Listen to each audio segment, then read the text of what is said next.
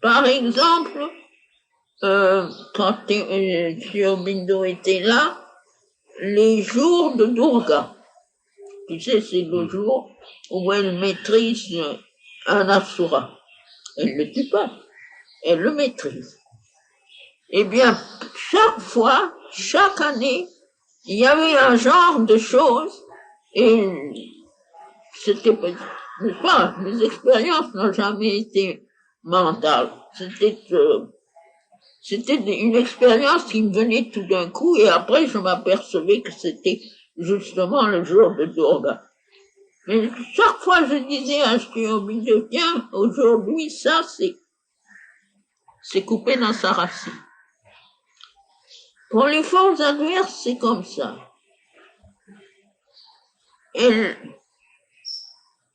Oui, c'est comme quelque chose qui est déraciné du monde. Ce qui s'est déjà répandu continue et suit son karma. Mais la source productrice est tarie. Comme lorsque, ça c'était en 1904, je crois, quand cet asura de la conscience et de l'obscurité a fait sa soumission, qui s'est converti.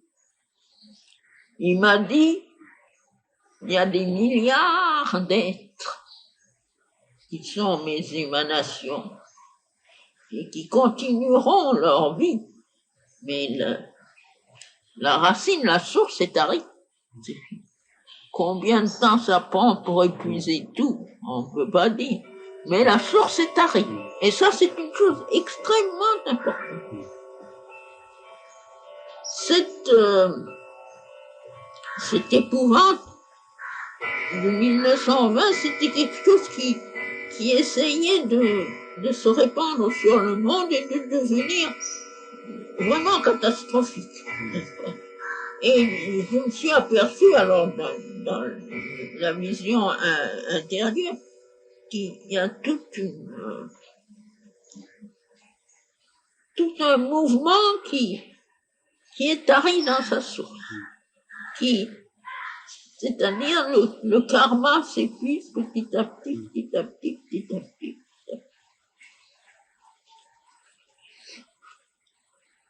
Pour ces petits mouvements physiques, c'est la même chose. C'est pour ainsi dire comme s'il n'y avait plus d'initiation de choses, c'est-à-dire que elle ne se génère plus.